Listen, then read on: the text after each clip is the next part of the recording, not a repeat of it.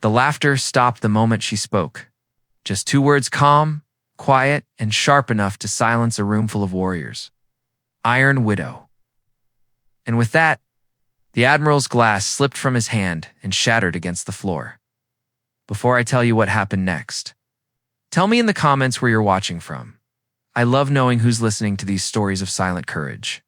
And if you believe respect should be earned, not demanded, make sure you subscribe because this one will stay with you. The officers' lounge had always been loud at night.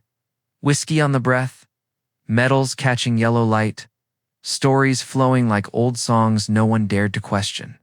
Men who had fought the world now fought for attention, each trying to sound braver, stronger, untouchable. At the center sat Admiral Harlan, a legend in his own right. A man who had commanded SEALs, buried enemies, and outlived nearly all his equals. His voice carried the lazy confidence of someone who had never been told no. For too long, when he noticed the quiet woman sitting alone at the far table, something in him, pride or boredom, decided she was tonight's entertainment. She wasn't in uniform, just a plain jacket, worn boots, hair tied back like someone who didn't care to be seen. But there was something about her posture, straight spine, shoulders still, that unsettled even the younger officers. Harlan smirked. "Hey there," he said, lifting his glass. "You look like you've seen a battlefield or two. What's your call sign?" The room chuckled with him. But the woman didn't smile. She lifted her gaze, slow and steady, and when her eyes met his, the laughter began to fade. There was no anger in her expression, only a depth that said she'd already buried every emotion worth showing. Her lips parted. "Iron Widow," it was said without pride, without threat, just truth. And yet, that truth cracked the air open. The sound of the glass shattering on the floor seemed distant. Harlan's face drained of color. His hand trembled. For a man who had faced war, it was fear, pure and unmistakable, that filled his eyes, because he knew that name. Rumors had lived in the military for years. A classified mission in the valleys of Kandahar. A female operator who refused evacuation. A voiceover come saying, "Go, I'll hold them." And the sound of gunfire that didn't stop until dawn. They called her Iron Widow, but officially, she didn't exist. To recruits, it was just myth, a story whispered in training camps. But Admiral Harlan? He'd read the report. He'd seen the body count.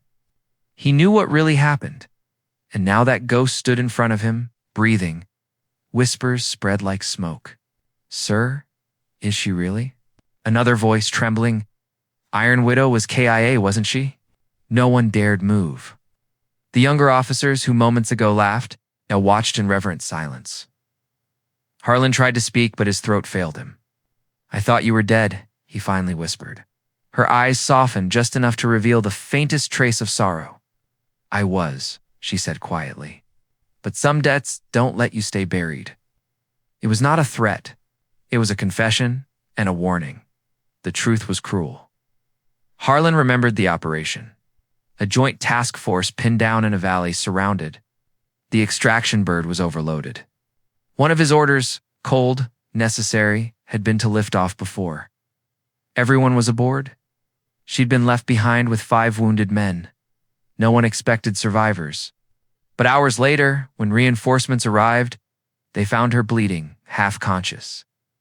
Dragging those same 5 men out of the burning dust, the report called it a miracle.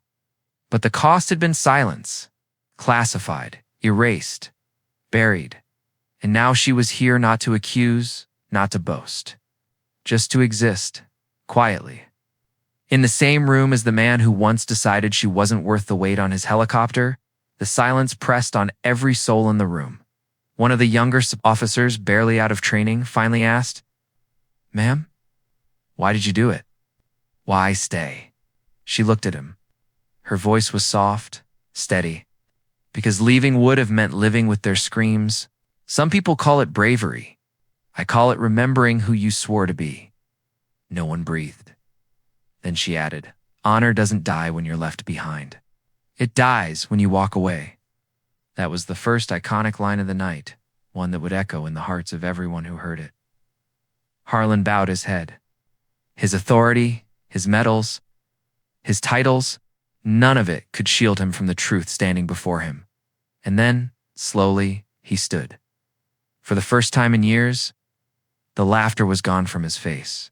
He saluted her, not as an admiral to a soldier, but as a man to the ghost who had carried what he could not.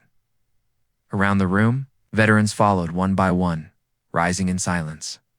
It wasn't planned. It wasn't ordered.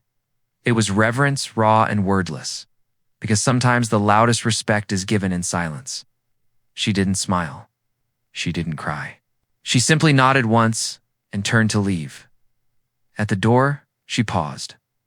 Without turning back, she said quietly, "Some legends never asked to be remembered. They just refused to be forgotten." With that, she was gone. The admiral stood motionless, long after the door closed. In that moment, every man in that room understood something they'd never been taught. That strength isn't in the noise of metals, nor in the stories told over whiskey. It lives in the quiet, in those who choose to stay when everyone else runs. That was her gift, her curse, her truth, and long after, she vanished into the night. One thought burned in every heart present. Courage doesn't shout. It simply stands. Some stories aren't told to entertain, they're told to remind. Respect isn't owed by rank or power. It's earned in silence, in sacrifice, in the moments when no one is watching. If this story moved you, share where you're watching from in the comments. Tell me what courage means to you. And subscribe for more stories that honor the ones who walk through fire and never ask for applause. Because heroes don't vanish. They wait until the world needs to remember them again.